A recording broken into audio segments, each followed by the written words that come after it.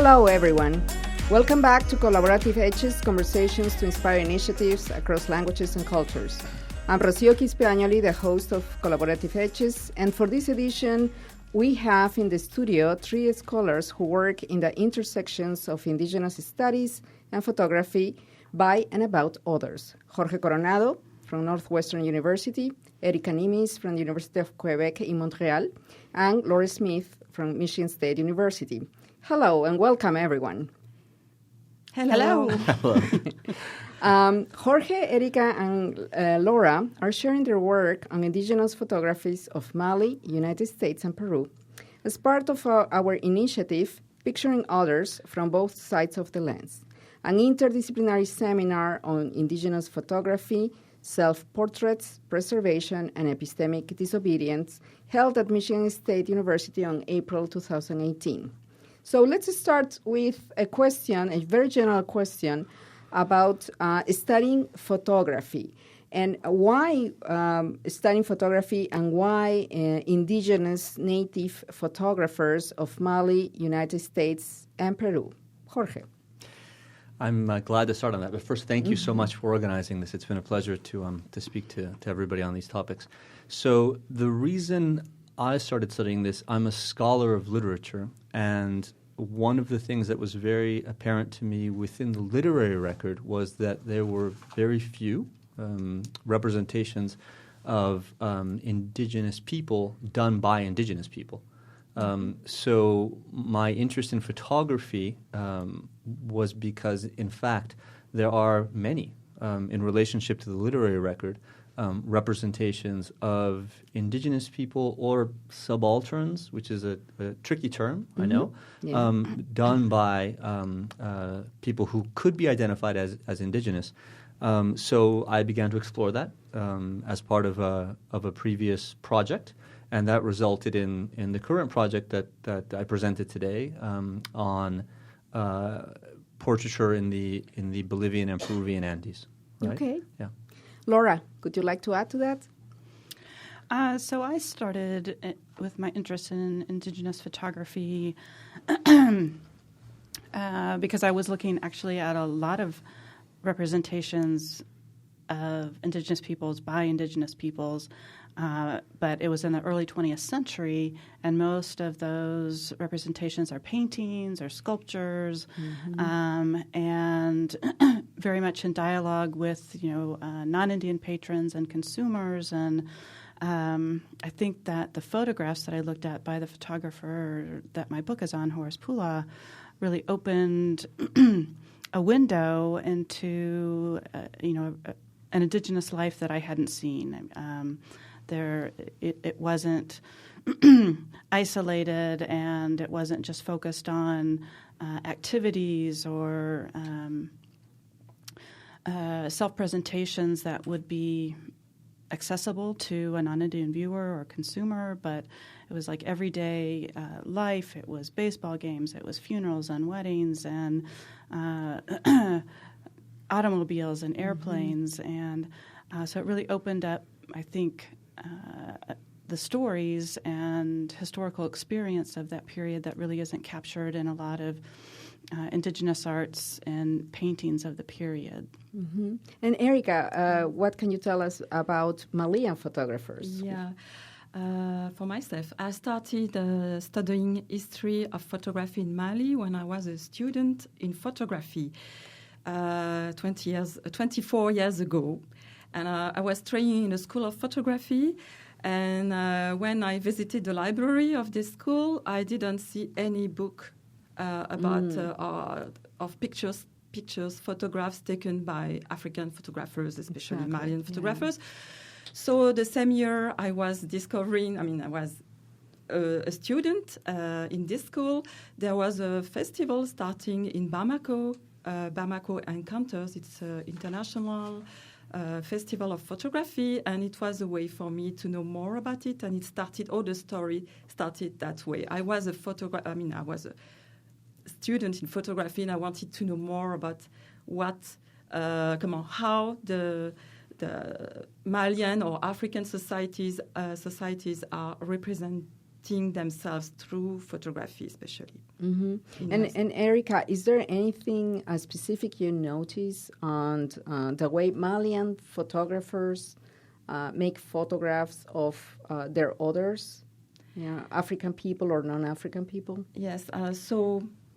I can't generalize. I just studied the history of photography in several countries in West Africa, but especially the portrait studio photography. So it's a very special way to represent people. It's a commercial negotiation between people, but it's a very local way of taking pictures, as it is a personal portrait photograph.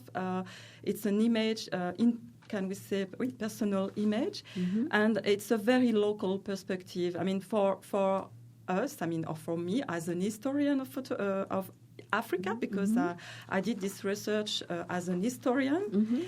It was a way to know more about the society, and a way also to represent a visual history of Malian society, because I think as researchers, we work mostly from maybe oral sources or written sources, but there are not so many visual sources, especially for the contemporary period. So it is very necessary to know more about this local practice, as we say, vernacular photography, to know more and to be able to represent these societies in the 20th, 19th, and mostly 20th century. Yeah, it's especially from their own perspective, no? From their own eyes. That is what appeals, I think, all of us. And Jorge, can you tell us about Peruvian, Bolivian, Andean photographers, if you have found so far anything specific or the way they photograph their others? Well, I don't. Probably what I would say is that I'm thinking along the lines that Erica is thinking, because one of the things that I think is most important is the uniqueness of finding images, by which I mean records of individuals at a particular historical moment, right? I think the historiography is very clear on large movements of migration of indigenous peoples to the capital, right? In for example, in the Andes in the first and the second half of the 20th century. I think there's lots of records of the impact that land reform had on indigenous people as a large group, right? But I think when you want to go fine-grained, one of the things that photographs allow you is to look at individuals and kind of small-scale reactions to modernization, right? Large-scale industrialization, and therefore what that meant, right, to people on a very local scale, on a very small scale. And I think all of the photographers that I work with are involved in those sorts of imaging, because they were all, small to medium-sized town photographers who were working with lower-class subjects, right? Definitely they were indigenous people, but I'm focusing a lot on class, because that allows me to think more broadly outside of only racial categorizations. Yeah? But in that case, it meant that you had quite a unique view onto onto this particular historical moment and these subjects within it. Yeah. And Laura, what about this in American Indian photography? Well, once again, I don't think I would generalize in terms of a specific practice, but I guess some of the things I think about with Horace Pula and maybe the generation of people who, if they weren't professional photographers, some of them had access to Kodak cameras, and so they were taking family photos.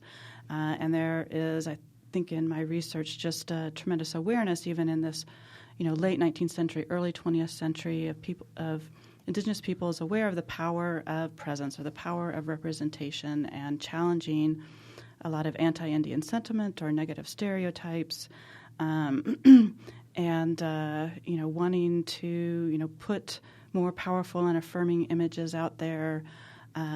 Something that is noticeable about Pula is he's not documenting, even though that we know that indigenous peoples were very poor in this period, especially in Oklahoma in the 1930s. He's not documenting the poverty. His family members, they're all in their best clothes. And they're not all in their important regalia are feather bonnets. I mean, it's suits, it's the dresses, or the flapper dresses, really highly decked out. I mean, I think he was very aware, and his family talks about how they're putting out their very esteemed images of important people. And I think that was, a concerted or a conscious effort to do so. Okay. Now, let me ask you about photography and archive, the construction of the photographic archive. And I would like to start with Jorge, whose latest book is just out. And as we talk, the last chapter of your book, or the conclusion of your book, talks precisely about this topic of archive. What are some findings you can share about the formation of the photographic archive and its impact on Indigenous peoples? I think the first thing I would say in a really concrete way is that I think one of the most important things about the scholarship that we're doing, I mean, we as a group, is that it sheds light on the need for more archival collections and more archival work. I think one of the most difficult things about working in the Andes is that you quickly notice just how much has been lost, right? Because you go to archives and you realize that there's very little left of it, it's been sold off, or in some cases the family threw it away, right? Because photographers pass on and those images are no longer valuable. That's the negative side, right? The positive side is that I think in recent years there are institutions like the Fototeca Andina in Cusco that have been collecting and taking care of these sorts of materials. And there are other institutions more recently on the scene, like the Museo de Arte de Lima, right, where you have now not only photographic image collections, but also a dedicated space within the museum to showing and therefore valorizing these images for Peruvian society, right? You have similar things beginning in Bolivia, where I think it's not quite as developed, right? But I think one of the important things is that archival work, right, and archives themselves need more funding to be able to do this sort of stuff, or else the things get lost. Right? Yeah. When I'm using the term archive, I'm thinking in several concepts, like recording, a repository, and also preservation. And now we just had a conversation from. After listening to Candice Keller's presentation about the fate of Malian or photographs by Malian photographers. Now, can you tell us? Can you share with us some examples of that? That is a heartbreaking story. Sometimes, Yes. Okay. Candice Keller started a project at Michigan State University called Archive of Malian Photography. And it is a way to preserve the archives of Malian photographers as they are, and by respecting the heritage, the legacy, and the family who are the inheritance of that archives. Because what happened in Mali is that, as I told you previously, there is a festival of photography and all in Bamako for 20 years. African, the name is Rencontre de la Photographie Africaine, or Rencontre Africaine de la Photographie, so Bamako Encounters, which is now a famous biennial, still going on. Last year was the 11th edition. And since the 90s, there is a kind of a big interest in the art world for the studio photographers, vernacular photography from Africa, especially from Mali. And there are two photographers in Mali, Malik Sidibé and Sedou Keita, who were discovered by this art world and were exhibited everywhere, but without links with their real practice and the real reason why these pictures were taken. They are totally decontextualized, and there is nothing left from the history of this photographer that is really local. So that's a real issue for us as researchers. And with Candace started this project, and I'm happy to join this project with another photographer's archive. That is a very small one archive because it was partly destroyed. And this is the archive of a photographer called Félix Diallo, which lived in a small city in western region in Mali. And I will talk about his archive tomorrow and the history of the how this archive recently, it was last March, in March 2018, how his archive came back to Kita, his hometown, with an exhibition organized through the digitization of his archive with the project, Candace project, Archive of Malian Photography. So it's a project, ongoing project. And I think we, as researcher, historian, art historian, etc., we have a role to play, as you said, to keep the connection and to prevent what happened with the art world and Malian studio photographers such as Malik Sidibé and Seydou Keita. Yes, preservation. Yes, preservation. Yes. And Laura, what is the situation of archives of American Indian photographs or photographers? Well, some of my new work is focused on a collection of stereographs here at the MSU Museum. And I think about those along with other collections of, hundreds of photographs of Indians that are in drawers in museums and institutions and many times locked away from the communities that really can invest them with value and life. And there's lots of, research and scholarship being done to kind of reanimate these images and put names back to the people and bring the stories back, whether it's through books or publications or whether it's through digitization projects where you can reunite the images and entangle them, maybe kind of take away some of the colonial narratives that they may be wrapped up in and reinvest them with, local stories, local communities or indigenous communities. Both reanimating these images and preserving that knowledge attached to them. Yes. I'd like to ask you a last and brief question. What advice would you give to anyone who's starting to work with native or indigenous photography that has not been mainstream, or and especially when the photographer, the man or the woman behind the lens, is not part of the mainstream? What advice would you would you give to anyone who is starting in the field, Laura? I guess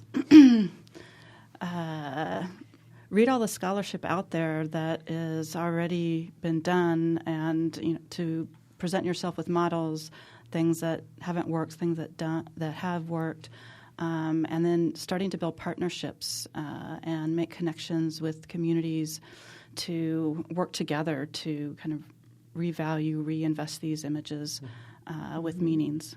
Yes, Erica? Very briefly, I would say keep your eyes and ears wide open and your mouth shut. And especially, and most of all, be curious. Be curious, open. Curious. Yes. Jorge? Bring a dust mask. Bring gloves. Yeah. Bring ample memories. You can take many, many images while you're there. Right? There's the basic side of equipment, which is kind of what I'm pointing out. Sometimes you're in archives that are extremely dusty. Things are very hard to find in them. There's challenges, right, to working in these sorts of archives. But speaking beyond the purely practical, along the line of what my colleagues are saying, I think it's really important to speak to people. One of the things that to me was most valuable in looking at images was finding family members, finding people who lived at the same time, finding really anybody who knew stuff about the images and could tell me about them. And oftentimes all it took was sitting down for a few minutes and asking questions and then maybe returning at another point. Establishing a connection to what the living history of the image is. And all of these images have a living history somewhere. Yeah. So that seems to me to be a really really important thing to do. Yeah, establishing the connection, it's kind of a kind of negotiation, respectful negotiation. And as sometimes I tell my students, learn to see, because there's things we see and we don't see. Mm. So thank you so much. I'd like to conclude this brief conversation. Thank you, all of you, today, and invite everyone to visit our podcast page for more information about the work of our guests, and also about the seminar that we're putting together. And as usual, the ideas and opinions on this podcast do not reflect those of the College of Arts and Letters, any of our sponsors, or any official entities of Michigan State University. I also want to thank our technical producer, Daniel Trego, and invite you to tune in for our next podcast. Thank you.